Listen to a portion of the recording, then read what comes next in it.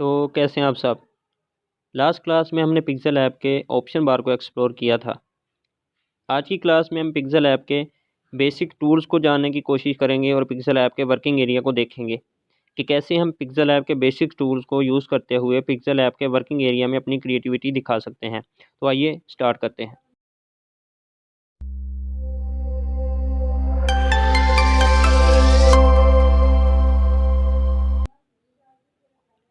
सबसे पहले जब हम पिक्सेल ऐप को ओपन करते हैं तो हमारे सामने कुछ इस तरह का बेसिक सा इंटरफेस शो होता है।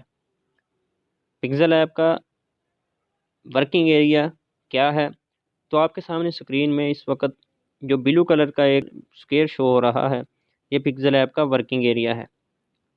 आमतौर पर किसी भी सॉफ्टवेयर में जब हम कोई भी चीज़ ड्रा करने लगते हैं तो उसके जिस एरिया में, लिमिटेड एरिया में हम अपनी चीज़ को ड्रा करते हैं या अपनी किसी भी चीज़ को क्रिएट करते हैं, तो वो सॉफ्टवेयर का, उस ऐप का वर्किंग एरिया होता है। और इसे ग्राफिक डिज़ाइनिंग में कैनवस या आर्ट बोर्ड भी बुलाया जाता है। तो हमारे सामने पिक्सेल ऐप का वर्किंग एरिया मौजूद है। अब हम अपने डिफ़ॉल्ट साइज़ के अलावा कस्टमाइज साइज़ में कैसे वर्किंग एरिया को बना सकते हैं, तो इसके लिए टॉप राइट कॉर्नर पे हमें 3 डॉट्स नज़र आ रहे हैं। जैसे ही मैं इन 3 डॉट्स के ऊपर टैप करूंगा तो हमारे सामने इस तरह का एक मैसी बॉक्स ओपन होगा। तो यहाँ हमारे पास इमेज साइज़ का ऑप्शन मौजूद है। जैसे ही मैंने इसके ऊपर टैप किया तो हमारे सामने एक और पॉपअप मैसेज ओपन हो चुका है। सबसे पहले हमारे पास ऊपर कस्टम वाला ऑप्शन शो हो रहा है कि यहाँ से हम अपने डिज़ाइन को कस्टम डिफ़ॉल्ट, जो उन्होंने पिक्सेल ऐप की तरफ से कुछ डिफ़ॉल्ट साइज़ ऐड किए हुए हैं, हम उन्हें सिलेक्ट कर सकते हैं। मैं यहाँ पे सिंपली टैप करूँगा तो हमारे सामने एक और मैसेज बॉक्स ओपन हो चुका है।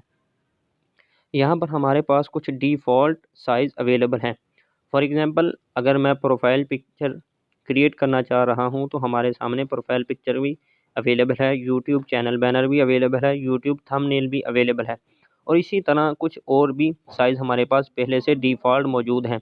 हम सिंपली इनके ऊपर टैप करके इन्हें यूज़ कर सकते हैं। तो मैं यहाँ से सिंपली स्क्वायर के ऊपर टैप करूँगा। नीचे हमारे पास न्यूमेरिकल वैल्यू देने के लिए, हमें कस्टमाइजेशन करने के लिए भी हमारे पास वैल्यू मौजूद है। यहाँ से हम अपनी मर्ज़ी का न्यूमेरिकल वैल्यू देकर भी अपने साइज़ को छोटा या बड़ा कर सकते हैं। मैं यहाँ से सिंपली ओके करूँगा। अब आप देख सकते हैं हमारे सामने एक वर्किंग एरिया मौजूद है।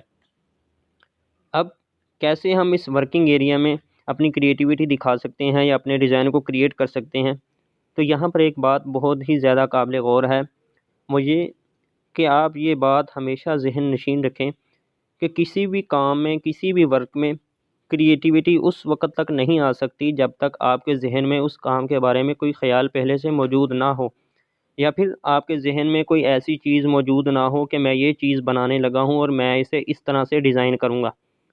तो आप याद रखिए कि अगर आप सॉफ्टवेयर चलाने में माहिर भी बन जाएँ, लेकिन अगर आपके ज़हन में क्रिएटिविटी ना होगी तो आप एक अच्छे ग्राफ़िक डिज़ाइनर कभी भी नहीं बन सकते, जब तक आपके ज़हन में नए-नए आइडियाज़ नहीं आ सकते। तो सवाल ये पैदा होता है कि हम नए-नए आइडियाज़ कहाँ से लें? तो उसका सबसे बड़ा सॉल्यूशन ये है कि हम जब भी किसी डिज़ाइन को देखें तो उस डिज़ाइन को अपने मेमोरी में फ़ील्ड कर लें, अपनी मेमोरी में सेव कर लें कि मैं भी ऐसा डिज़ाइन बनाने की कोशिश करूँगा। रोज़ाना नए-नए डिज़ाइन देखें, मगर उसके साथ अपने बाद में अपने ज़हन में एक बात को याद रखें कि हम भी ऐसा डिज़ाइन बनाने की कोशिश करेंगे, या फिर कोई भी डिज़ाइन आपके सामने बना हुआ है तो आप इस बात को ज़हन नशीन करें कि हमने भी इस डिज़ाइन को इस लिहाज से तब्दील करके अपने डिज़ाइन में कन्वर्ट करना है, या मैंने अपने डिज़ाइन में ये चीज़ें मज़ीद ऐड करनी हैं। तो आइए आज की क्लास में हम सिंपली टेक्स्ट वाले ऑप्शन को यूज़ करते हुए थोड़ा सा कुछ डिज़ाइन करके देखते हैं। सिंपली मैंने यहाँ से टेक्स्ट वाले ऑप्शन पे टैप करके न्यू टेक्स्ट वाले ऑप्शन को चूज़ किया है। तो चूँकि हमारा ग्राफिक डिज़ाइनिंग का कोर्स है तो मैं यहाँ पे ग्राफिक डिज़ाइनिंग ही एज ए डमी टेक्स्ट लूँगा। मैंने ग्राफिक डिज़ाइनिंग यहाँ पे टैप करके इसे ओके कर दिया। तो स्क्रीन में हमारे पास ग्राफिक डिज़ाइनिंग लिखा हुआ आ चुका है। अब मैं चाहूँगा कि हमारा ये फ़ॉन्ट डिफ़ॉल्ट फ़ॉन्ट ना रहे, बल्कि मैं इस पर पर्सनल कोई फ़ॉन्ट अप्लाई करूँ। तो मैं यहाँ से फ़ॉन्ट वाले ऑप्शन पे टैप करते हुए यहाँ से मीम फ़ॉन्ट इसके ऊपर अप्लाई करने वाला हूँ, ये वाला फ़ॉन्ट। जैसे ही मैं इस फ़ॉन्ट के ऊपर टैप करूँगा तो हमारे उस फ़ॉन्ट पर ये फ़ॉन्ट अप्लाई हो चुका है। मैं यहाँ पे इसे स्क्रीन पर आपके सामने थोड़ा सा ज़ूम करके आपको दिखा दूँगा। ये देखें, फ़ॉन्ट में बिल्कुल वाज़ेह तब्दीली आ चुकी है। मैं इसे नॉर्मल साइज़ में रखते हुए रिलेटिव पोजीशन वाले ऑप्शन के ऊपर टैप करते हुए इसकी पोजीशन को बिल्कुल सेंटर अलाइन कर रहा हूँ। जैसे ही मैंने इसे सेंटर अलाइन किया उसके बाद मैंने यहाँ ओके पे किया, तो ये देखिए हमारा ग्राफिक डिज़ाइनिंग बहुत ही अच्छे फ़ॉन्ट में हमारे पास आ गया है। अब मैं चाहूँगा कि यहाँ से मैं इसका कलर भी थोड़ा सा तब्दील करूँ, तो मैं चाहूँगा कि यहाँ पर ग्राफिक का कलर बिल्कुल वाइट रहे, लेकिन डिज़ाइनिंग के कलर में हम येलो कलर को ऐड कर दें। तो मैं यहाँ से सिंपली येलो कलर पे ओके करूँगा। आप देख सकते हैं कि इस वक्त हमारी स्क्रीन पर डिज़ाइनिंग का कलर येलो हो चुका है। तो अभी आप देख सकते हैं मैंने कुछ भी ज़्यादा इसमें चेंजिंग नहीं की, सिर्फ एक टेक्स्ट को एडिट करने के बाद उसको फ़ॉन्ट अप्लाई किया उस पर और उसके बाद उसे कलर दिया है। तो आप देखें हमारे डिज़ाइन में एक क्रिएटिविटी शो होना शुरू हो गई है। तो अब मैं चाहूँगा कि हम क्योंकि स्मार्टफ़ोन ग्राफिक डिज़ाइनिंग कोर्स कर रहे हैं, तो मैं चाहूँगा इसके ऊपर मैं स्मार्टफ़ोन लिखूँ। सिंपली मैं अगेन न्यू टेक्स्ट वाले ऑप्शन पे टैप करूँगा, यहाँ पे स्मार्टफ़ोन टैप करूँगा और इसे ओके करूँगा। अब आप देखेंगे जैसे ही मैंने स्मार्टफ़ोन को टाइप किया है, लेकिन हमारे स्मार्टफ़ोन के फ़ॉन्ट इसके ऊपर कुछ ये वाले अच्छे नहीं लग रहे हैं। मैं अगेन फ़ॉन्ट वाले मेन्यू में जाऊँगा, यहाँ से किसी भी एक फ़ॉन्ट को चूज़ करूँगा, चूज़ करने के बाद मैं सिंपली ओके करूँगा। अब आप देखें कि हमारा स्मार्टफ़ोन भी एक अच्छे फ़ॉन्ट में, एक अच्छी लुक में हमारे पास आ चुका है। मैं अगेन साइज़ वाले ऑप्शन पे जाऊँगा, इसका साइज़ थोड़ा-सा मैं छोटा करूँगा। ये देखें, फॉर एग्ज़ाम्पल मैं इसका साइज़ 37 करके ओके कर रहा हूँ। लेकिन अब आप देखें कि हमारा ग्राफिक डिज़ाइनिंग स्क्रीन के ऊपर पूरा फैला हुआ है, लेकिन स्मार्टफ़ोन हमारे एक साइड पे हल्का-सा आ रहा है। तो मैं चाहूँगा कि मेरा स्मार्टफ़ोन भी थोड़ा-सा बिखर कर पूरे मेरे ग्राफिक डिज़ाइनिंग वाले फ़ॉन्ट के ऊपर आ जाए। तो मैं यहाँ से लाइन स्पेसिंग वाले ऑप्शन पे टैप करूँगा और लेटर वाले ऑप्शन पे ओके करते हुए अपनी स्पेसिंग को बढ़ा रहा हूँ। ये देखें मैंने अपनी स्पेसिंग को बढ़ा दिया। यहाँ पर मैंने सिर्फ अपनी स्पेसिंग को एंड किया, ओके किया और अब मैं दोबारा पोजीशन वाले ऑप्शन के ऊपर आते हुए अपने इस टेक्स्ट को रीलोकेट करूँगा, यानी एक और जगह पर सही करूँगा। तो अब देखें मैंने अपने स्मार्टफ़ोन वाले टेक्स्ट को यहाँ पर रीलोकेट कर लिया है। अब मैं चाहूँगा कि चूँकि हमारा ये डिज़ाइनिंग कोर्स है, तो नीचे कोर्स भी लिखा आना चाहिए। तो मैं सिंपली इस स्मार्टफ़ोन के ऊपर टैप करते हुए इसकी एक कॉपी लूँगा। कॉपी लेने के बाद यहाँ पे मैं सिर्फ कोर्स टैप करूँगा। कोर्स को जैसे ही मैंने टाइप किया उसके बाद मैंने ओके किया, वही डिफ़ॉल्ट जो सी कस्टमाइज़ेशन थी हमारे इस फ़ॉन्ट के ऊपर भी अप्लाई हो चुकी हैं। मैं यहाँ से सिंपली इसे भी रीलोकेट करूँगा, एडिट करूँगा इसकी एक नई पोजीशन के लिए। तो मैंने कोर्स को यहाँ पर रख दिया। अब आप देखेंगे अभी हमने अपने इस डिज़ाइन में किसी भी किस्म की कोई बैकग्राउंड को बिल्कुल भी ऐड नहीं किया, ना ही हमने कोई कस्टम एलिमेंट इस डिज़ाइन के अंदर ऐड किया है। सिर्फ हमने थोड़ी सी क्रिएटिविटी शो करते हुए अपने फ़ॉन्ट्स को सही तरीके से यूज़ किया है।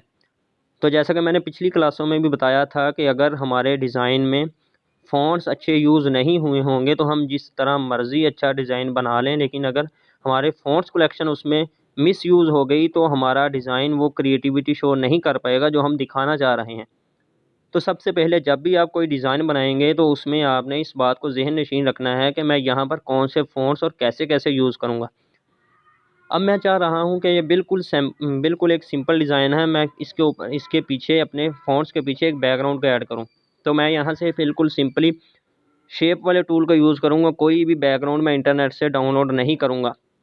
सबसे पहले मैं अपनी शेप की ओपेसिटी थोड़ी सी कम करूँगा ताकि मुझे पता चले कि मेरी शेप कहाँ तक यूज़ होने वाली है।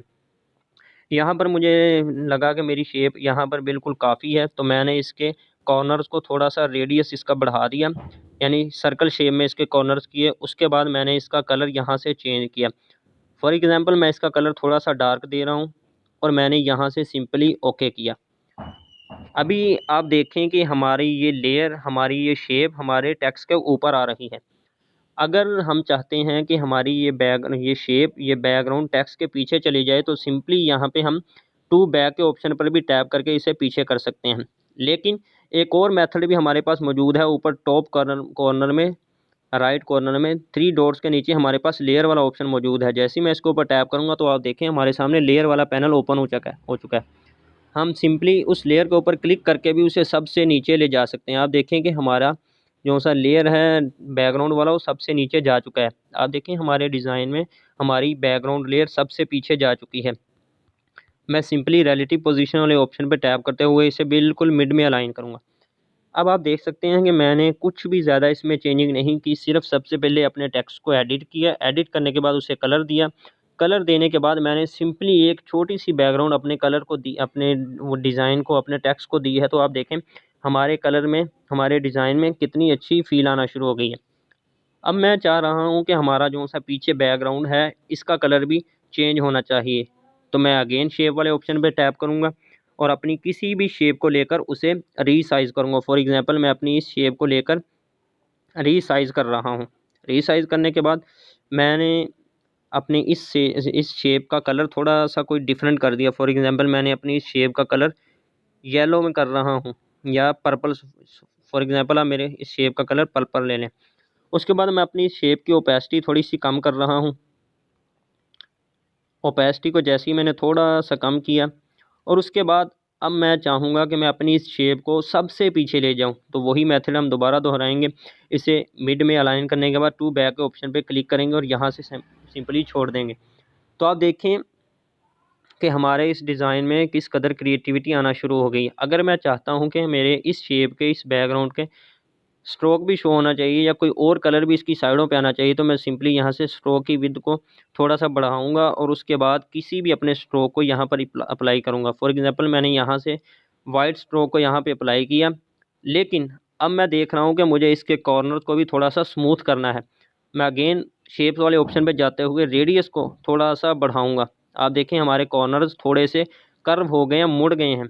मैंने यहाँ से इसे दोबारा सेंटर अलाइन किया। तो आप देखें हमने अभी किसी भी किस्म की कोई बाहर से एलिमेंट इस अपने डिज़ाइन में ऐड नहीं किया, सिंपली टेक्स्ट को एडिट किया है और उसे कलराइजेशन देते हुए एक दो शेप्स को यूज़ किया। तो हमारे डिज़ाइन में क्रिएटिविटी आना शुरू हो चुकी है। मैं सिंपली सारे बैकग्राउंड को यहाँ से डिलीट करूँगा। अगेन हम अपने टेक्स्ट पे आएंगे। अब मैं चाह रहा हूँ कि हम इसी टेक्स्ट को यूज़ करते हुए टाइपोग्राफी करें। तो हम सिंपली सबसे पहले ग्राफिक वाले ऑप्शन को ओके करेंगे। ग्राफिक वाले टेक्स्ट को ओके करने के बाद हम इसे थोड़ा सा बड़ा करेंगे। ये देखें ग्राफिक वाले टेक्स्ट को हमने थोड़ा सा बड़ा किया। बड़ा करने के बाद मैं चाह रहा हूँ कि ये थोड़ा सा मिड में आ जाए। तो मैं यहाँ से रिलेटिव पोजीशन को ओके करते हुए इसे मिड में ले आया। मिड में ले आने के बाद मैंने इसे थोड़ा सा लेफ़्ट साइड पे कर दिया। अब मैं चाह रहा हूँ कि हमारा डिज़ाइनिंग वाला भी यहाँ पर हमारे साथ है, लेकिन वो किसी और पोजीशन में आए। तो मैं सिंपली यहाँ से इसे डिलीट करूँगा एडिट करते हुए और डिज़ाइनिंग उसे अगेन टैप करूँगा। टाइप करने के बाद मैंने यहाँ से ओके किया। ओके करने के बाद मैं इसका कलर अगेन येलो कर रहा हूँ।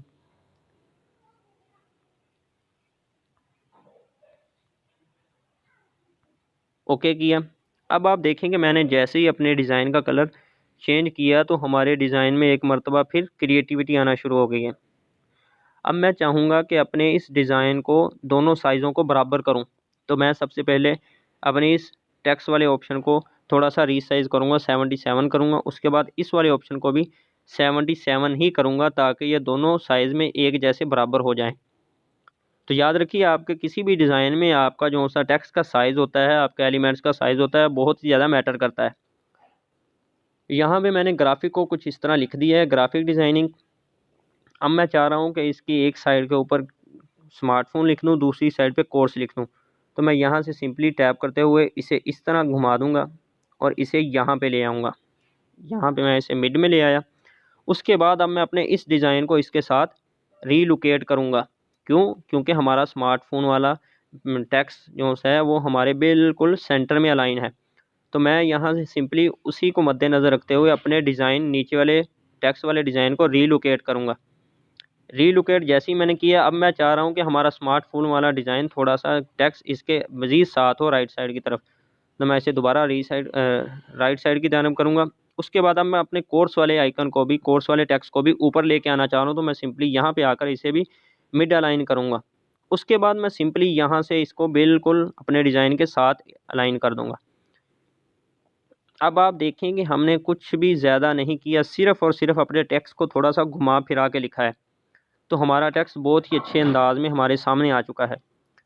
अब अगर मैं इसमें अपने लिहाज से कोई और भी तब्दीली करना चाहूँ तो मैं कर सकता हूँ। फॉर एग्ज़ाम्पल मैं अपने ग्राफ़िक वाले आइकन को थोड़ा-सा और बड़ा करूँगा, डिज़ाइनिंग को छोटा करूँगा, इसे मैं यहाँ पे अलाइन करूँ इसे।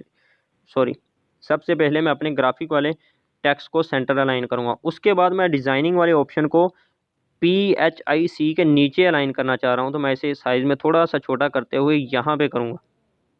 यहाँ पे करने के बाद मैं सिंपली अपने स्मार्टफोन वाले टेक्स्ट को यहाँ से उठाऊँगा। उठाने के बाद मैं इसे यहाँ पे ले जाऊँगा। अब मैं सोच रहा हूँ कि ये H से पीछे भी जाना चाहिए। मैं अगेन स्पेसिंग वाले ऑप्शन पे जाते हुए अपने टेक्स्ट की स्पेस थोड़ी सी कम करूँगा। ये देखिए, जैसे ही मैंने टेक्स्ट की स्पेस थोड़ी सी कम की, उसके बाद मैं इसे दोबारा पोजीशन इसकी सही सेट करूँगा। अब आप देखेंगे मैंने सिर्फ़ और सिर्फ कुछ नहीं किया, सिर्फ इसकी पोजीशन को रीसेट किया है। इसको मैंने यहाँ पे सेट किया।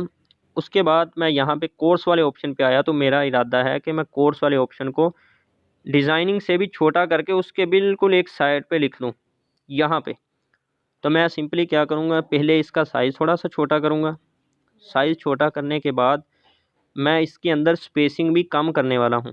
मैंने यहाँ से इसकी स्पेसिंग को भी कम किया और सिंपली पोजीशन वाले ऑप्शन पे आकर के इसके पोजीशन को दोबारा रीलोकेट किया। अब आप देख सकते हैं कि हमारे डिज़ाइन में फिर चेंजिंग हो चुकी है। अब हमारा डिज़ाइन पहले से भी ज़्यादा क्रिएटिव नज़र आने लग पड़ा। तो इस तरह करके आप अपने डिज़ाइन में जिस कदर चाहें चेंजिंग कर सकते हैं। लेकिन एक बात आप हमेशा याद रखें कि जब आप अपना डिज़ाइन बना रहे हों तो सबसे पहले आपको अपने डिज़ाइन का वर्किंग एरिया मालूम होना चाहिए कि अगर आप फेसबुक का कवर फ़ोटो बना रहे हैं, कवर पिक बना रहे हैं, तो आपको फेसबुक के कवर पिक के लिहाज से पहले अपना साइज़ वर्किंग एरिया का सिलेक्ट कर लेना होगा। ये ना हो कि आप प्रोफाइल पिक्चर के हिसाब से अपने डिज़ाइन को क्रिएट करें, लेकिन जब आप डिज़ाइन क्रिएट कर लें, मुकम्मल कर लें, तो बाद में आपको पता चले कि आपका वर्किंग एरिया कम है। तो सिंपली सबसे ज़्यादा ज़हन में रखने वाली बात है वो ये है कि आपको किसी भी काम से करने से पहले अपने ज़हन में इस बात को रख लेना होगा कि हमें अपने वर्किंग एरिया को बहुत ही ध्यान से यूज़ करना है। अगर हम अपने वर्किंग एरिया को ध्यान से यूज़ नहीं करेंगे तो हम अपने डिज़ाइन को बिल्कुल भी वो लुक नहीं दे सकेंगे जो हम अपने डिज़ाइन को एक्चुअली लुक देना चाह रहे हैं। तो हमें सबसे ज़्यादा अपने डिज़ाइन पे फ़ोकस करना होगा और डिज़ाइन पे फ़ोकस करने से पहले हमें अपने वर्किंग एरिया को ध्यान में रखना होगा कि कब अपने वर्किंग एरिया को कैसे कहाँ मैनेज करना है। अगर हम अपने वर्किंग एरिया को मैनेज करने में कामयाब हो गए तो आप इस बात को याद रखें कि आप अपने डिज़ाइन में हकीकी तौर पर क्रिएटिविटी दिखा सकते हैं। आई होप आज की क्लास में बताई जाने वाली तमाम बातें आपको अच्छी तरह समझ में आ चुकी होंगी। अगर फिर भी आपके ज़हन में किसी तरह का कोई क्वेश्चन हो तो आप मुझे इंस्टाग्राम पे पूछ सकते हैं। और अगर वीडियो इन्फॉर्मेटिव लगी हो तो चैनल को सब्सक्राइब करें। टेक केयर, अल्लाह हाफिज़।